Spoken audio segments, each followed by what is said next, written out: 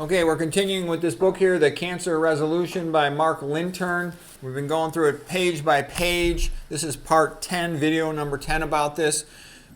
And we're going to talk a little bit about fungus, because they play a role in cancer.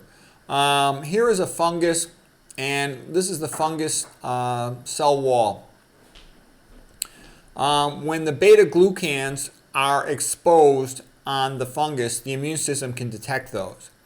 But the fungus can cover up the beta-glucans with these things called nanoproteins, and then the immune system can't see the beta-glucans. So the fungus, when it senses that the immune system is coming after it, it'll hide its beta-glucans, because if the beta-glucans are exposed, the immune system will kill the fungus. This is just showing the same thing, that nanoproteins hide the beta-glucans, but if the beta-glucans become exposed, the macrophage will recognize it and it'll clear out, it'll kill the fungus. Okay, that's important because this is one of the ways that the fungi hide from the immune system. Okay, now we're going to start going through the text down here.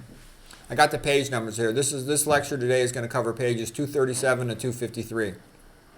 So Rob Knight is a pretty famous microbiologist out at UC San Diego. He says the existence of fungi in most human cancers is both a surprise and to be expected. It is surprising because we don't know how fungi can get into tumors throughout the body. And then this other guy, Ravi Strassman, he's a pretty well-known cancer researcher who also was involved in figuring out fungi are so common in cancer. He said the finding that fungi are commonly present in human tumors should drive us to better explore their potential effects and to re-examine almost everything we know about cancer, but now through a microbiome lens. Neutrophils accumulate in abundance around tumors. Some pathogenic fungi are dimorphic, meaning they exist in two different states. They can change between their invasive fungal form and their non-threatening yeast form in response to their environment. Our immune system sees yeast as less of a threat. Fungi use this strategy of switching between the two forms to infiltrate tissue in a manner that reduces their visibility to the immune system. Hidden within macrophages, Cryptococcus neoforms, a type of fungus, will appear capable of infecting almost any area of the body that the macrophages travel to. This remarkable pathogen uses the macrophages as a Trojan horse, so they can get inside the cell and still survive. The problem with lactate is that it alerts pathogens to the conditions of cell damage. Upon detection of lactate, fungal pathogens trigger stealth mode in preparation for cell invasion. This represents the first description of active PAMP. PAMP is pathogen-associated molecular pattern masking by a Candida species, a process that reduces the visibility of the fungus to the immune system. This is like beta-glucan masking, like I was just talking about. So what I'm saying is, when are you going to have high lactate around a cell? Okay, you can have it around a muscle cell for exercise, but it's normal around muscle cells. It doesn't cause a problem around muscle cells. But around cancer cells, an epithelial cancer, having high lactate in the adjacent extracellular space, it tells the fungus that the cell is damaged and weak, and it can potentially invade it. Lactate can also inhibit the function of immune cells that are designed to kill cancer cells.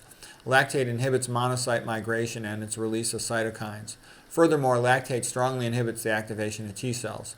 Lactate also inhibits natural killer cell function. Okay, I got the page numbers on there. If anybody reads through the book, they can check these things with the page number.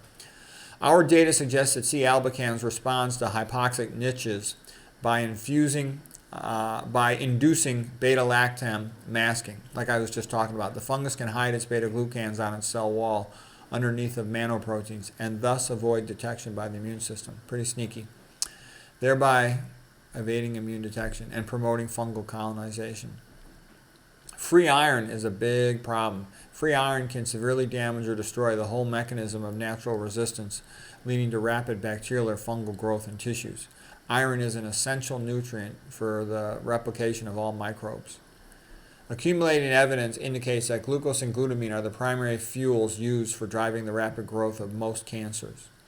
It appears that estrogen increases the ability of certain fungal pathogens to evade immune detection. Estrogen promotes fungal virulence by enabling Candida albicans to avoid the actions of the innate immune system. Some cancer cells secrete an enzyme called nagalase into the extracellular space, which damages an immune cell receptor called GCMAF. That's basically macrophage activating factor, and this suppresses the function of the macrophage. So what they're basically saying is the fungus is able to take advantage of lactate, a cell that's not functioning correctly, to have switched over to anaerobic glycolysis and potentially invade it and become an intracellular infection, and then not have the cell die or be destroyed, and to avoid being detected by the immune system. And so it can proliferate, and it wants to burn, think about glutamine in particular, but it's going to burn glucose and glutamine. So again, the way I see it is, the best you could do is optimize your immune function, because if you optimize your immune function, you got the best chance of getting rid of these fungi. We'll talk about all this stuff in a lot more detail, so that's basically it for today. I hope you found that helpful.